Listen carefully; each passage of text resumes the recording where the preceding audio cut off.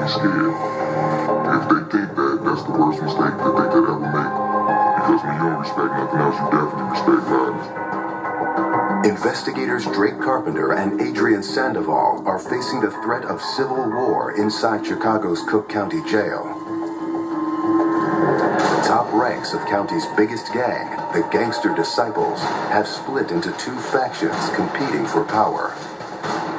This inmate, whom we're calling Franklin, is tied to the faction that's trying to retake control of the whole organization. Has it gone just too far for compromise, period? For it to go their way, yeah, because they did a lot of slandering. With the help of informants like Franklin, Carpenter and Sandoval have identified 26 key players in the power struggle. Who from Division 9 are we looking at moving? Van Bolden, you want gone, correct? Correct. And now they want to take all of those conspirators out of the equation. Looking at Jack, Spider, Hightower, Little Man. And make them irrelevant. That basically is the lineup for 9, correct? Correct. What about 1? That's the goal of a coordinated sweep they're naming Hostile Takeover. It's going to be all these guys all within the same day before they know what happens. Carpenter has a list. He'll go through it briefly to let you know who we're anticipating on moving where. Their strategy is two-pronged in the jail. First, disrupt the Gangster Disciples' lines of communication by transferring their top members to different buildings and tiers. Second, put them under close surveillance as they rebuild their communication channels from the ground up.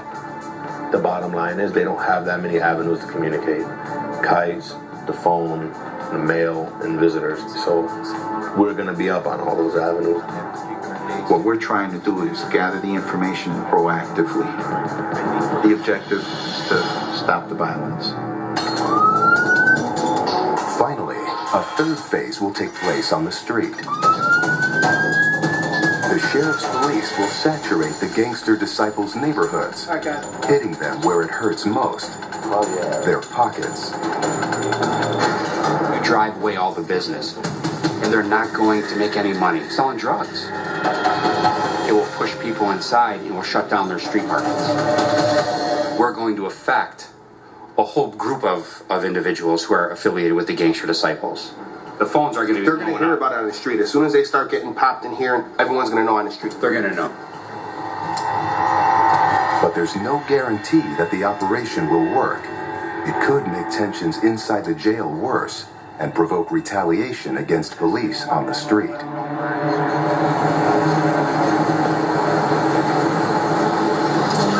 Taking on the Gangster Disciples is dangerous business.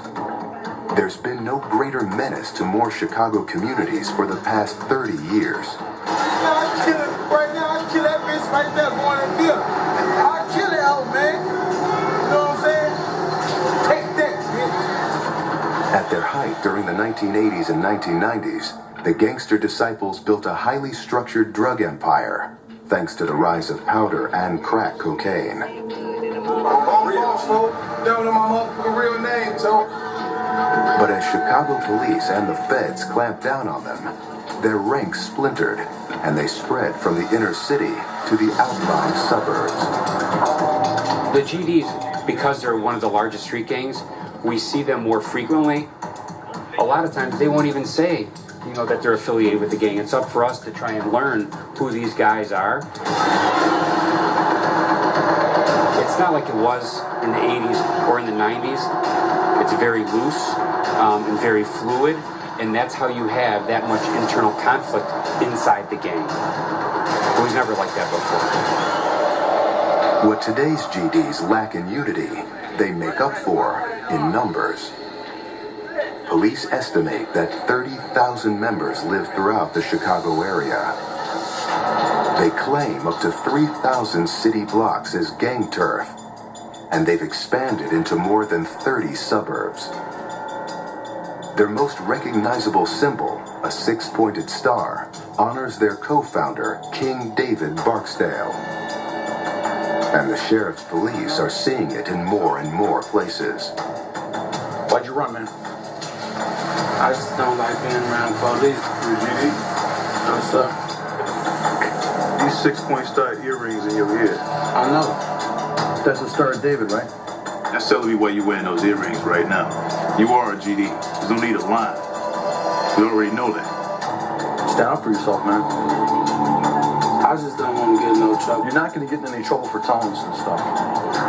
Okay? What you can get in trouble from is running from the police today.